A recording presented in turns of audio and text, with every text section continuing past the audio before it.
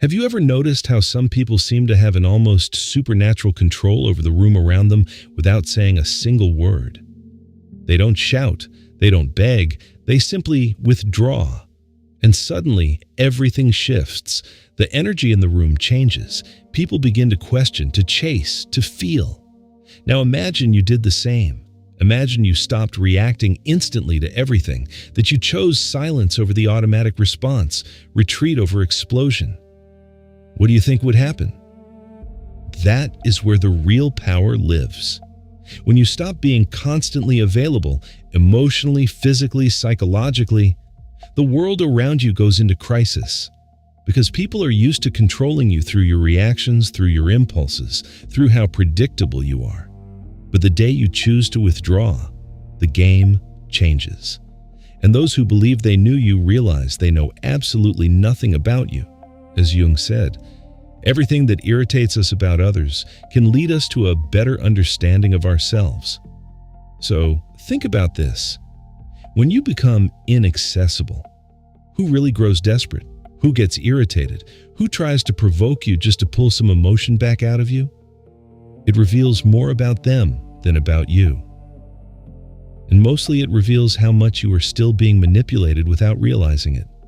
You keep giving yourself away to please, to keep the peace, to not lose people who deep down were never truly with you.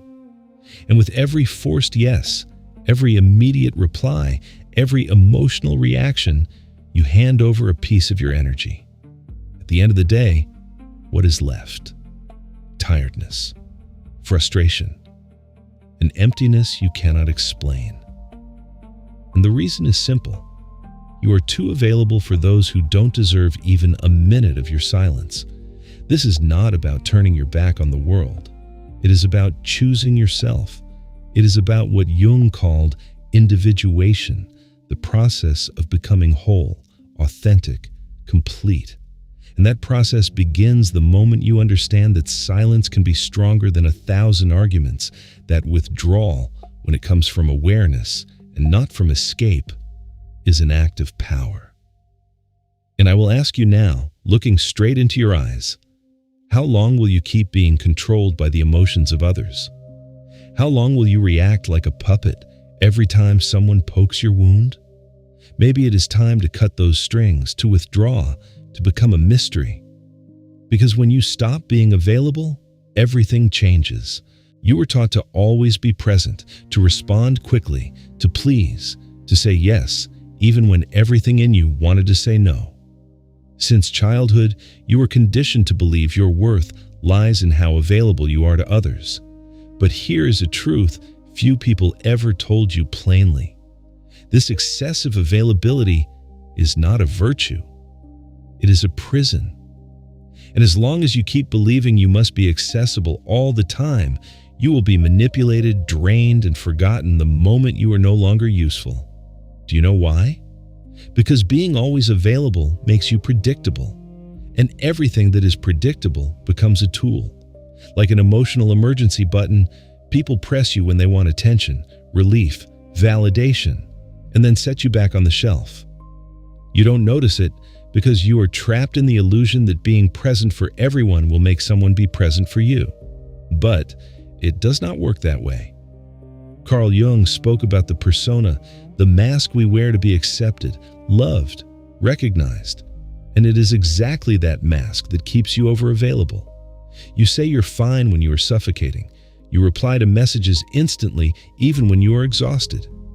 You explain yourself, justify yourself, defend yourself as if you owed the world something.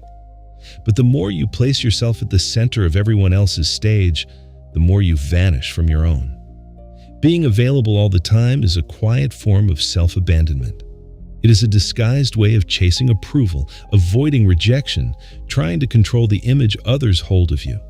But that control has a price, and the price is your peace.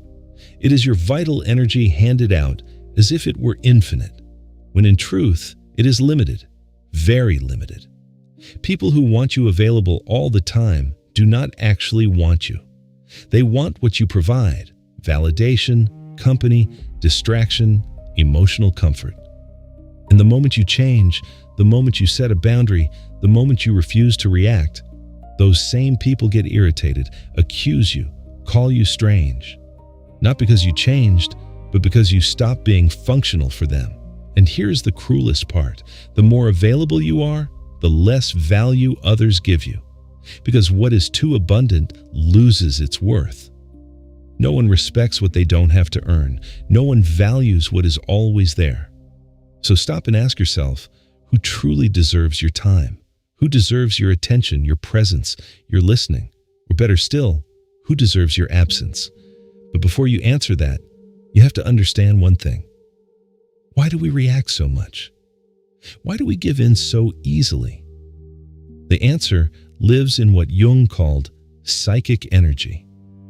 And if this is making sense to you, take a second to subscribe to the channel, because your energy is all you have, and if you don't learn to protect it, someone will use it against you. Carl Jung did not see the human psyche as an automatic machine that reacts to stimuli without cost.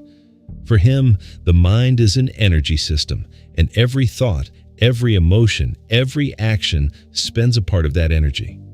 So the question is simple.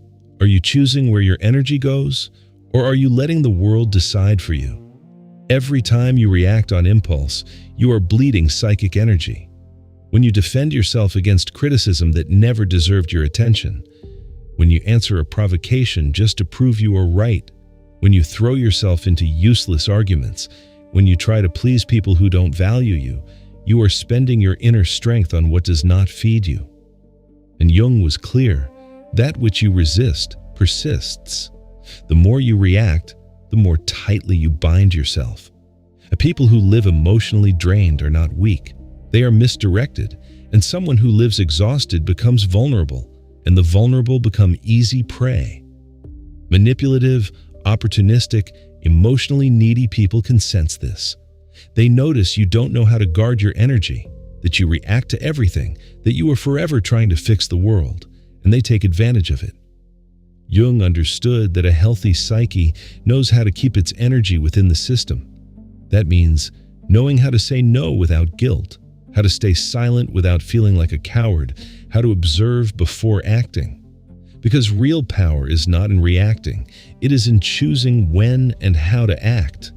And that is only possible when you know yourself well enough to recognize your own impulses. Think of how many nights you have lost over an unfinished conversation, how many hours you have spent turning over what you should have said, or trying to understand why someone treated you badly. That is energy drained with no return. You keep ghosts alive that should have died long ago, feeding dynamics that only exist because you insist on responding. Like a force field, your psychic energy creates presence when it is well guarded.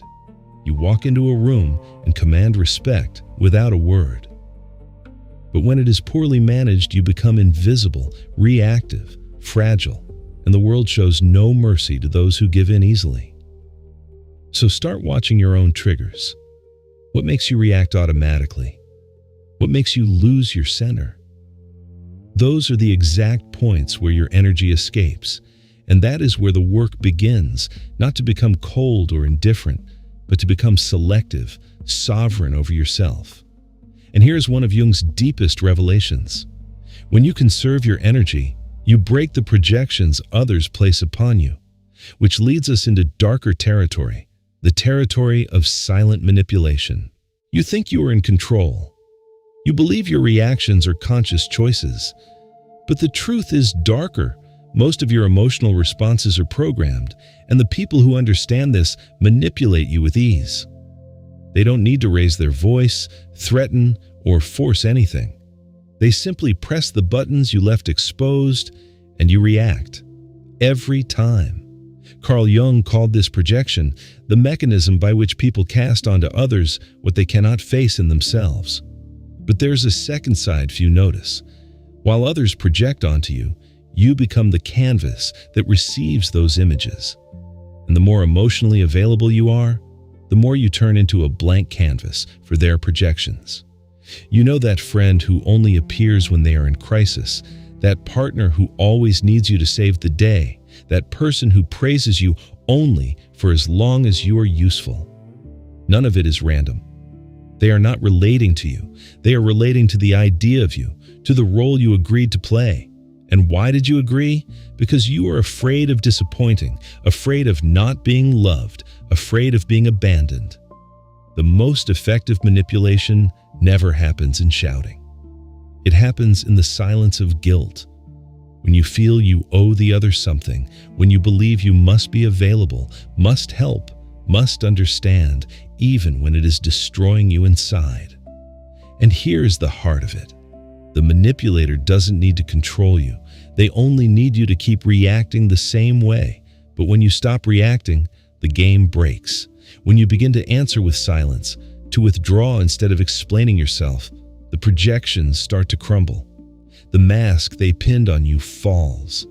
And that leaves people unsettled because they no longer know who you are. And worse, now they are forced to look at themselves. Not everyone is ready for that. Your unavailability is a threat because it forces others to confront their own emptiness. The silence you offer exposes the inner noise they don't want to hear. And then comes the attack, the criticism, the emotional drama, not because you are wrong, but because you stopped serving as a convenient mirror. As Jung said, we do not become enlightened by imagining figures of light, but by making the darkness conscious. When you withdraw, when you stop feeding the cycle, the other person's shadow begins to surface. And for those who always used you as an escape, that is unbearable. So ask yourself honestly, are you ready to sit with the discomfort of being misunderstood, rejected, even attacked for protecting yourself? Because it is precisely in that silence that a new kind of power is born. The modern world is loud. Everyone wants to be heard, to answer fast, to win pointless debates and prove their point even when it costs them their own peace. But there is a power few know and even fewer master, the power of silence. Not the silence of passivity or cowardice, but conscious, strategic, brutally lucid silence. The kind that is not absence, but amplified presence. Jung saw silence not as a void, but as fertile ground for inner transformation. When you stop reacting, you begin to observe. And by observing, you see the patterns that once slipped past you, the emotional repetitions, the manipulation games, the cycles of self-sabotage. Silence gives you lucidity, and lucidity is dangerous to anyone who lives to control you. Have you noticed how some people panic when you don't respond? When you don't explain yourself, when you simply disappear? It is not because they miss you. It is because your silence strips away their control of the narrative. As long as you speak, you are still in the game. But the moment you go quiet, you change the rules, and that unbalances anyone who feeds on your reaction. True silence is not the absence of voice. It is mastery over your own energy. It is the refusal to be dragged down by someone else's emotions, the conscious choice not to fight battles that aren't worth your wear. Jung said that individuation, the process of becoming who you truly are, requires exactly this distancing, because only in silence can you hear yourself without the world's interference. But don't be fooled. Silence has a price. It will pull you away from people who only valued the role you played. It will make you incomprehensible to those who only ever saw you through their own projections. It will make you look cold, distant, arrogant. But all of that is just the reaction of people who never wanted to deal with your depth, only with your usefulness. And here's the hard truth. The more you mature, the more selective you become with your words, because you understand that every sentence is an investment of energy, and not everyone deserves access to your truth. If that lands with you, leave a like as a quiet mark that you are reclaiming that access for yourself. Sometimes, silence is not retreat. It is sovereignty. It is the language of someone who no longer needs to prove anything to anyone. Silence is uncomfortable because it forces the other person to sit with their own thoughts, their own internal noise. and that discomfort reveals more about them than any argument of yours ever could. You do not need to explain your absence. It explains itself. And those who feel threatened by it only show how much they depended on your imbalance to keep their own control. But the most powerful silence is not the one that disturbs the other. It is the silence that rebuilds you from within, the silence that reconnects you to something beyond external approval, where you begin to recover your vital energy and return to your essence. It is useless to understand all of this in your head if, in practice, you keep saying yes when you mean no, answering messages that bother you, sitting in empty conversations, and holding on to relationships that only survive out of inertia. Awareness without action is just another form of self-deception. Real transformation begins the moment you firmly decide to become selective, and that takes emotional discipline. Conscious unavailability is not about being cold, arrogant, or indifferent. It is about no longer being accessible to everyone at any time for any reason. It is about taking back control of your energy, your time, your peace, and it starts with small acts. Not answering immediately, breathing before you react, leaving a discussion before it drags you into chaos, turning off your phone without guilt, saying not today, saying I'm not interested, saying I won't get involved. But here's the most important part. You do not need to justify your absence. You do not need to explain your silence. You owe nothing to anyone but yourself. And for many people, that is unforgivable, because when you refuse to explain yourself, you take away their power to keep you trapped in a story where you are always the helpful, understanding, available one. Carl Jung understood that every process of individuation passes through isolation, not a depressive isolation, but a sacred one, a season of inner retreat where you relearn to listen to your own voice without the world's interference, where you rebuild your identity not from the eyes of others, but from your own center. Do you want a reliable thermometer for your growth? Watch who starts to drift away when you become more reserved. Watch who tries to provoke you when you stop reacting. Watch who accuses you of having changed the moment you finally start to protect yourself. These are not signs that you are wrong. They are proof that you have begun to set yourself free. Being unavailable is uncomfortable at first. You will feel guilty. You will think you are being selfish. You will be told you are being too harsh. But that is part of the deconstruction. You spent your whole life conditioned to put yourself second, so of course the change unsettles people, not only you, but everyone who benefited from your old version. Conscious unavailability is the foundation of self-determination. When you say no to the world, you are saying yes to yourself. When you walk away from a toxic environment, you reaffirm that your peace is worth more than any false connection. And when you stop explaining yourself, you finally begin to be respected, even if only by a few. If this channel is helping you do that work, subscribe and stay with it, because not everyone is ready for this kind of presence. Your emotional absence will expose wounds they don't want to face, and that is when the rupture comes. With the rupture comes the pain, the loneliness, the sense that you are losing something, when in truth you are only setting yourself free. When you finally stop being available to everyone, something profound begins to happen. First comes the silence, an uncomfortable silence that seems to scream inside you. You wonder whether you did the right thing, whether you are being too harsh, whether you are losing people who liked you. But little by little, that silence changes. It begins to cleanse, to calm, to heal. And then comes solitude, not the solitude of absence, but the solitude of total presence, your own. The solitude of the strong. The solitude of someone who no longer betrays themselves to keep others close. And in the space where there was once confusion, clarity walks in. Where there was anxiety, peace walks in. Where there was neediness, a new kind of strength walks in, the strength of being whole within yourself. Carl Jung said that the process of individuation, of becoming who you really are, requires you to step back from the collective, to disidentify from the mask, to walk alone for a while. And that is exactly what you are doing when you choose to become unavailable. You are not fleeing the world.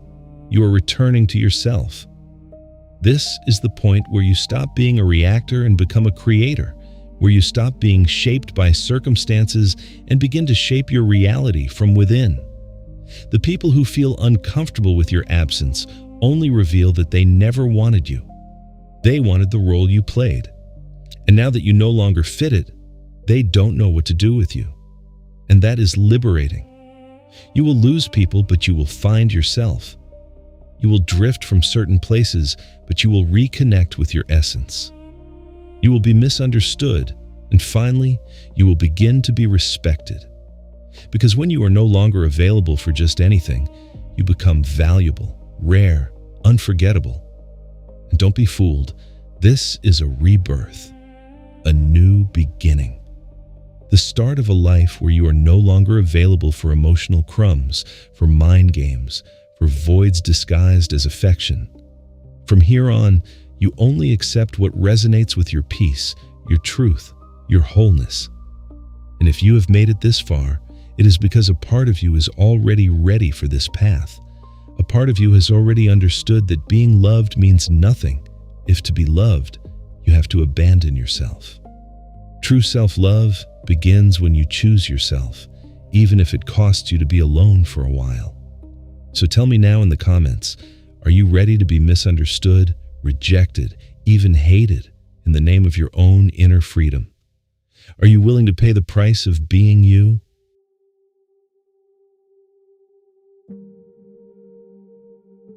If this message reached something in you, write 3 words in the comments. I choose my peace.